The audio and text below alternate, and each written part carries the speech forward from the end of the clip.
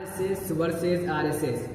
जी हाँ नाजरीन, कई दिनों से सोशल मीडिया पर एक प्रोग्राम का बैनर बहुत ज़्यादा वायरल हो रहा है, जो प्रोग्राम नागपुर महाराष्ट्र में आने वाले 11 अगस्त को होने जा रहा है।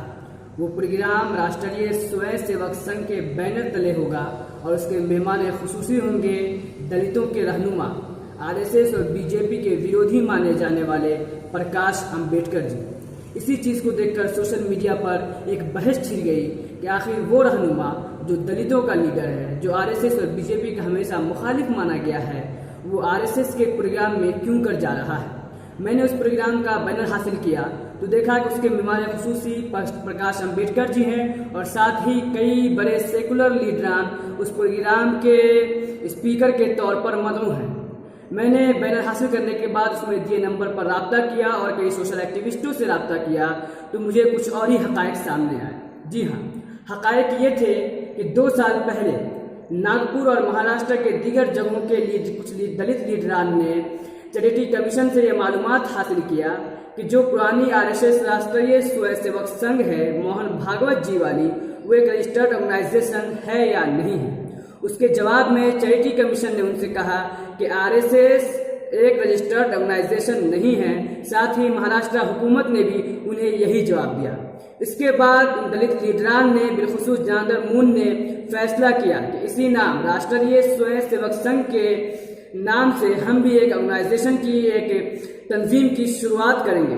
चुनांचे उन्होंने 2017 के अगस्त में राष्ट्रीय स्वयंसेवक संघ की स्थापना की और उसे चैरिटी कमीशन के वेबसाइट पर रजिस्ट्रेशन के लिए अप्लाई कर दिया और 28 अगस्त को उनका एप्लीकेशन एक्सेप्ट भी कर लिया गया। यानी राष्ट्रीय स्वयंसेवक संघ जो नई थी जनार्दन मून वाली, वो चैरिटी कमीशन के जरिए एक्सेप्ट कर ली गई, रजिस्टर्ड कर ली गई। लेकिन बाद को जब वे लोग उनका सर्टिफिकेट लेने गए अपनी तंजीम का, तो चैरिटी कमीशन ने उन्हें मना कर दिया और उनसे कहा कि आप राष्ट्रीय स्वयंसेवक संघ के नाम से राष्ट्रीय शब्द हटा दें। उन्हें इन पर आपत्ति हुई कि आखिर राष्ट्रीय शब्द में क्यों कर हटाऊं, एक लीगल लफ्ज तो नहीं है। लिहाजा उन्होंने चैरिटी कमीशन के फैसले को महाराष्ट्र हाईकोर्ट में चैलेंज किया। महाराष्ट्र हाईकोर्ट ने भी उनके फैसले को, चैरिटी कमीशन के फैसले को बरकरार रखा। फिर उन लोगों ने राष्ट्रीय स्वयंसेवक संघ के लीडरान ने हाईकोर्ट के फैसले को सुप्रीम कोर्ट में चैलेंज किया है, जहां वो मामला अभी चल रहा है। लेकिन आरएसएस के लीडरान का, जनार्दन मून का, उनके साथियों का कहना है कि राष्ट्रीय स्वयंसेवक संघ के असल हकदार हम ही हैं और इसी नाम से हम समाज में काम करेंगे। और यही वजह है कि वो आने वाले 11 अगस्त को अपना दूसरा स्थापना दिवस नागपुर के उसी जगह पर मनाने जा रहे हैं जहां पर मोहन भागवत जी वाली आरएसएस का हेडक्वार्टर भी है। मैंने उनसे मालूमात हासिल किया कि आखिर आपके ऑर्गेनाइजेशन का मकसद क्या है, तो उन्होंने बताया कि हमारे ऑर्गेनाइजेशन का मकसद पहला ये है कि जो पुरानी आरएसएस गैर कानूनी काम कर रही है, उन्हें गैर कानूनी तौर पर जो सिक्योरिटी दी गई है, उन्हें गैर कानूनी तौर पर सरकार की तरफ से जो सपोर्ट हासिल होते रहे हैं और आज भी हासिल है, उन सब के खिलाफ लड़ाई लड़ना। साथ ही नफरत की जो सियासत मुल्क में चल रही है उसको खत्म करके संविधान के अंदर रहते हुए इस मुल्क के अंदर सिक्योरिटी कायम करना, इस मुल्क के अंदर इंसाफ कायम करना और इस मुल्क के अंदर भाईचारा कायम करना।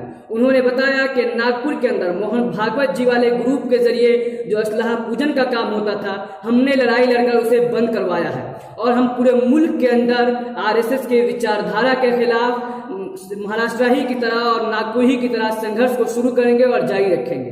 अब देखना यह है कि राष्ट्रीय स्वयंसेवक संघ जो मैदान अमल में आई है पुरानी आरएसएस के आइडियोलॉजी को मुकाबला देने के लिए, उनकी सियासत को मुकाबला देने के लिए, क्या वो पुरानी आरएसएस ही की तरह अपने पैर को पूरे मुल्क में पसार पाती है, क्या उसे मुकाबला दे पाती है या वो नाकाम हो जाती है। मैंने उस वक्त उनके लीडरान से ये सवाल भी किया कि इस मुल्क में दलित मुस्लिम एकता के नारे जमाने से बुलंद होते रहे हैं, लेकिन देखा यह गया है कि मुस्लिम एक्टिविस्टों को शिकायत रही है कि दलित इशूज पर, चाहे वो SC/ST एक्ट का इशू हो या 10% आरक्षण, सवर्ण आरक्षण का इशू हो या मोहम्मद मिश्राम जी पर हमले का इशू हो, उन तमाम इशूज़ पर मुस्लिम लीडरान दलितों के साथ खड़े होते रहे हैं। लेकिन जब मुस्लिम इशूज़ आते हैं, चाहे मॉब लिंचिंग का इशू हो, चाहे ट्रिपल तलाक का इशू हो, या एनआरसी बिल का इशू हो, या सिटीजनशिप बिल का इशू हो, या झारखंड में पॉपुलर फ्रंट ऑफ इंडिया पर पाबंदी का इशू हो, उस पर दलित लीडरान खुलकर सामने नहीं आ पाते हैं। इस सवाल का वो कोई मुतमईन करने वाला जवाब न दे सके।